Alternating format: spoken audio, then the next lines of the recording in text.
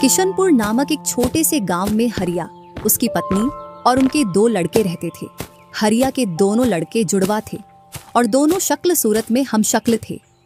जो कोई भी व्यक्ति उनको देखता तो वो पहचान नहीं पाता कौन रामू कौन राजू है इन दोनों में से। एक शाम हरिया अपनी पत्नी से बोलता है, अब तो बुढ़ापा आ गया और अब पहले जैसे हाथ पैर भी नहीं चलते। हाँ, अब आपकी और मेरी उम्र हो गई है, अब मुझसे भी घर का काम नहीं होता। क्यों ना रामू और राजू के लिए सुंदर लड़कियां देखकर उनकी शादी कर दी जाए। हाँ भाग्यवान, तू बोल तो सही रही है, लेकिन मुझे रामू की फिक्र है क्योंकि उसे काम में आलस आता है और वह कैसे अपना गुजारा कर पाएगा। बातें करते करते दोनों सो जाते हैं।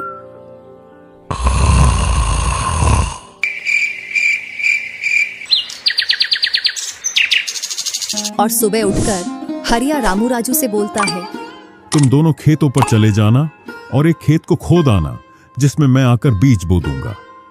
और आज मैं अपने दोस्त से मिलने के लिए पास ही के गांव में जा रहा हूं। 2 दिन में लौट कर आऊंगा। हरिया तैयार होकर दूसरे गांव की ओर निकल जाता है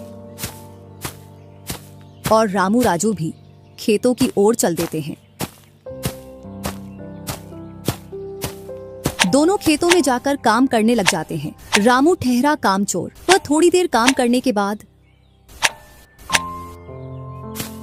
एक पेड़ की छांव में जाकर लेट जाता है। इधर राजू को सुबह से शाम हो जाती है और वह आधा खेत खोद देता है।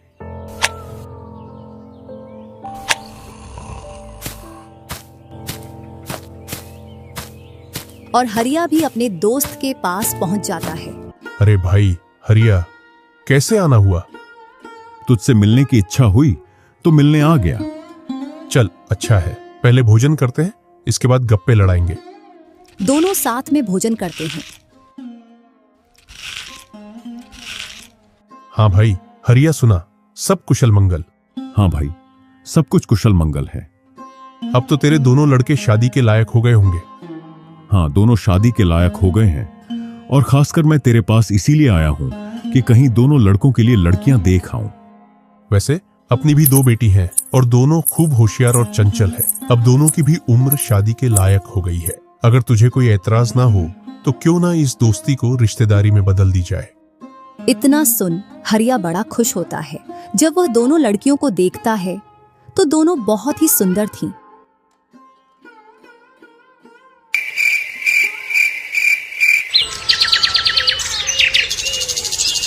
सुबह होते ही हरिया अपने दोस्त से बोलता है, मैं जल्द ही मेरी बहुओं को लेने आऊंगा। इतना बोलकर हरिया अपने गांव की ओर चल देता है। इधर रामू और राजू भी अपने खेतों पर काम करने के लिए आ जाते हैं और रामू पेड़ की छांव में जाकर सो जाता है। इधर राजू अपने काम में लगा रहता है। शाम होने को आ जाती है और हरिया भी अपने खेतों के पास आ जाता है। रामू की आंख खुलती है तो हरिया उसको आता हुआ दिखता है, तो वह खेत में जाकर काम करने लग जाता है। चलो घर, अब शाम हो गई और खेत भी पूरा खुद गया है।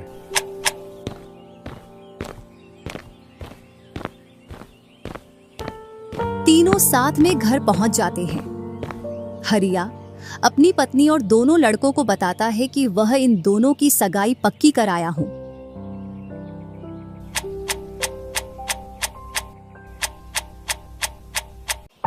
और वह कुछ दिन बाद दोनों का विवाह कर देता है। ऐसे ही कुछ वर्ष निकल जाते हैं।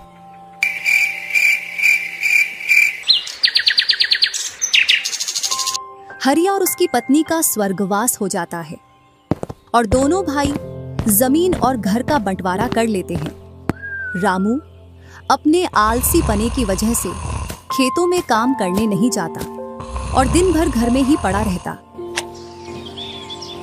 इधर राजू अपने खेतों में दिन रात मेहनत करता है, जिससे रामू और राजू की फसलों में अंतर स्पष्ट दिखाई देता है। एक दिन रामू राजू से बोलता है, तूने अच्छा खेत रख लिया और मुझे यह खराब खेत दे दिया जिससे तेरी फसल अच्छी हो रही है और मेरी फसल कमजोर। कोई ना, अगली फसल पर खेत बदल लेंगे।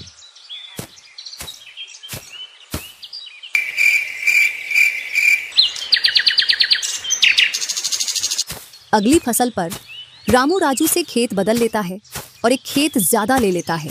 फिर भी राजू खुशी खुशी उसे खेत दे देता है। राजू के हिस्से में जो खेत थे उनमें फिर से वह दिन रात मेहनत करता। इधर रामू कभी काम करता तो कभी काम नहीं करता। रामू के पास बीज खरीदने के भी पैसे नहीं थे, तो वह पैसे लेने के लिए जमींदार के यहाँ चला जाता। जमींदार जी, कुछ पैसे उधार चाहिए थे, जिससे मैं अपने खेतों के लिए बीज ले आता और फसल आने पर मैं आपको पैसे लौटा देता। क्यों नहीं भैया, लेकिन आपको 2% ब्याज देना पड़ेगा। जी जमींदार जी, मैं ब्याज दे दूंगा। जमींदार रामू को पैसे दे देता है और रामू उनसे कुछ बीज लाकर अपने खेतों में बो देता है। इधर राजू अपनी फसल की रोज देखभाल करता और रामू बोकर आया उसके बाद से अपनी फसलों को देखने के लिए भी नहीं गया। वहीं अपने घर में पड़ा रहता और दिन रात सोता रहता।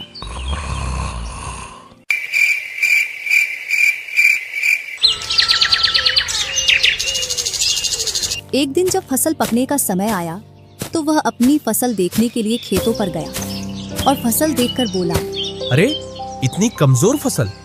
मैंने खेत बदल लिया, फिर भी लगता है मेरी ही किस्मत खराब है। जो भी जमीन में लेता हूँ उसमें अच्छी फसल होती ही नहीं है। ऐसे कहते हुए वह अपने घर आ जाता है और अपनी पत्नी से बोलता है, राजू की फसल तो अच्छी है, बस हमारी फसल ही कमजोर है। ऐसा कैसे हो सकता है? ऐसा तो होगा ही। दिन रात जो घर में पड़े रहते हो और खेतों में समय समय पर दवाई पानी नहीं दोगे तो फसल ऐसी कमजोर रहेगी। फिर बोलते हो किस्मत खराब है। किस्मत नहीं, मेहनत करनी पड़ती है। चल चल, मेरे को मत सिखा। अगर किस्मत ना हो तो कुछ भी नहीं होता। अगर मेहनत से कोई बड़ा बनता तो सबसे पहले गधा बड़ा बनता, क्योंकि उसके बराबर कोई मेहनत नहीं करता। और जो मजा जिंदगी में सोने में है वह मजा और किसी चीज में नहीं। बस इनको तो सुला दो, सोने के अलावा और कोई काम ही नहीं है।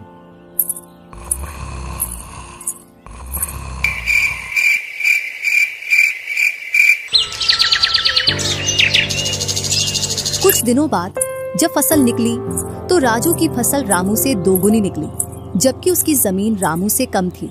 रामू फसल को देखकर बोलता है, इस फसल को बेच कर आऊं या खाने के लिए रखूं?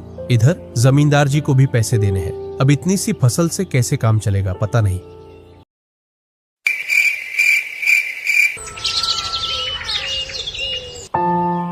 एक दोपहर रामू सो रहा था, तभी उसका गेट किसी ने खटखटाया। पता नहीं कौन भरी दोपहर में नींद खराब करने के लिए आ गया।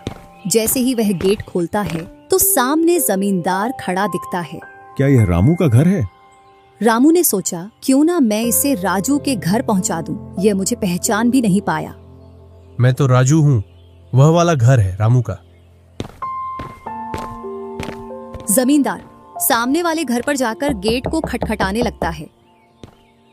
राजू गेट खोलता है और बोलता है, क्यों भाई, इतनी तेज गेट को क्यों खटखटा रहे हो? मैंने आपके रुपए लेकर खा लिए क्या?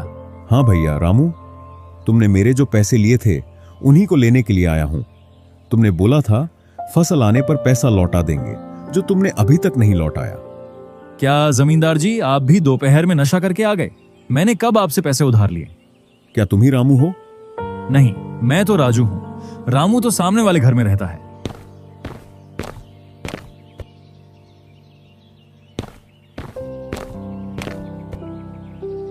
भरी दोपहरी में जमींदार का सर चकरा जाता है और वह अपने घर चला आता है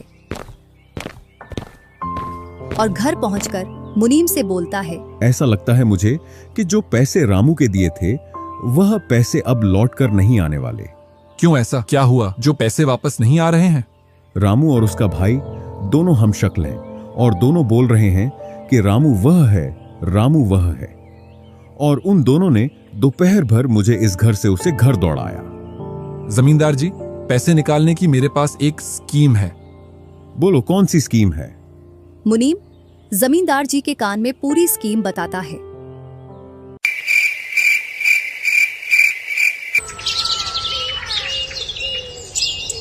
दूसरी सुबह जमींदार, मुनीम और दो आदमी जिनके हाथ में लाठी थी, चारों लोग रामू के घर की ओर चलते हैं।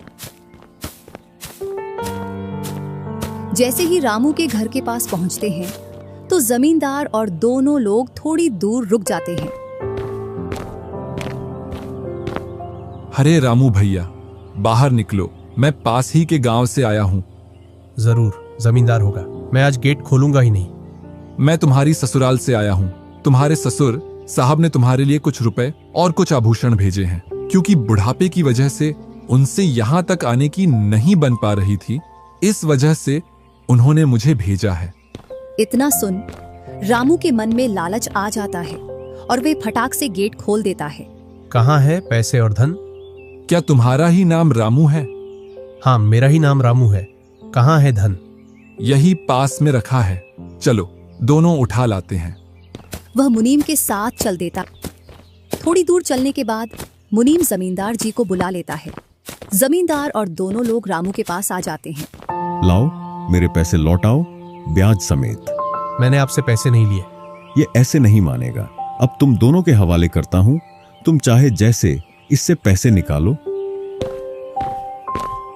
और दोनों आदमी रामू को लठ से मारते हैं। रामू चिल्लाता हुआ, अरे भाई रुको, अरे भाई रुको, मत मारो, अरे भाई रुको, मत मारो। इधर वह दोनों रामू में दे लठ लठ बरसा रहे थे। तभी राजू गेट खोलकर देखता है तो रामू पर कुछ लोग लठ से वार कर रहे थे। तो वह दौड़कर उनके पास आता है और बोलता है, अरे भाई रुको।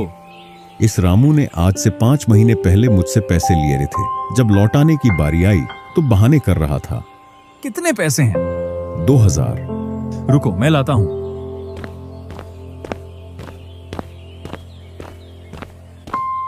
राजू रुपए लाकर जमींदार को देता है और जमींदार और उसके साथी वहां से चले जाते हैं। इधर रामू भी अपने घर में चला जाता है और राजू भी।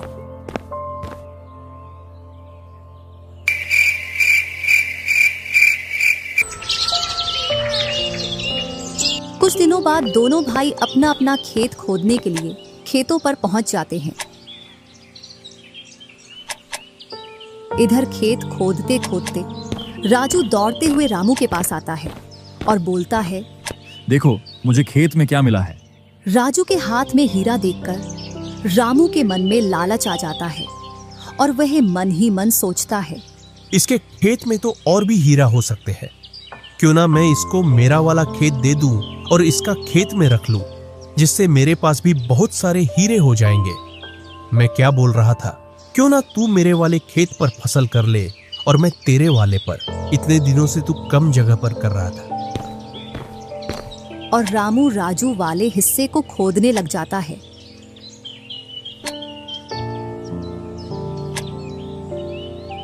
शाम तक पूरे खेत को खोद देता है, लेकिन उसे उसमें कुछ भी नहीं मिलता और थका हारा घर पहुंच जाता है। आज पूरा खेत खोद दिया, लेकिन फिर भी एक हीरा नहीं मिला, जबकि राजू ने खेत का एक कोना खोदा था, उसमें ही उसे एक हीरा मिल गया। अच्छा, आप अगर ऐसे ही मेहनत करते रहे तो एक दिन आपको भी बहुत सारे हीरे मिलेंगे। बातों ही बातों में रामू की नींद लग जाती है।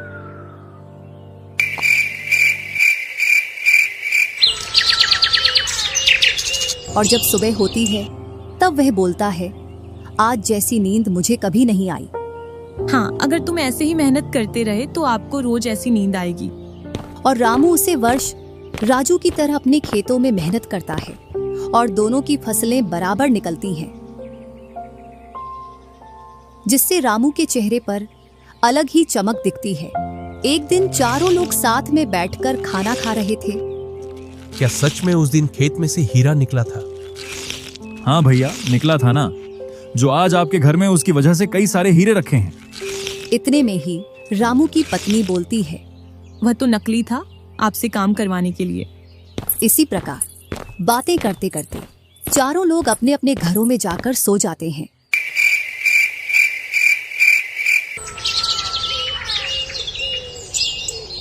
सुबह होते ही तुम दोनों को राजा साहब ने राजमहल बुलाया है। वह दोनों भाई सेनापति के साथ चल देते हैं। अब पता नहीं कौन सी आपदा आ गई। कुछ नहीं, कुछ अच्छा काम होगा, तभी तो हमें बुलाया है। दोनों राजा के पास पहुंच जाते हैं। हमने सुना है इस वर्ष तुम्हारी फसल सबसे अच्छी निकली है और आपने इस बार सबसे ज्यादा राजकोष में कर दिया है। इसी का आप दोनों को इनाम दिया जाता है। दोनों भाइयों को आपके गांव में इनाम के रूप में दुगनी जमीन दी जाती है।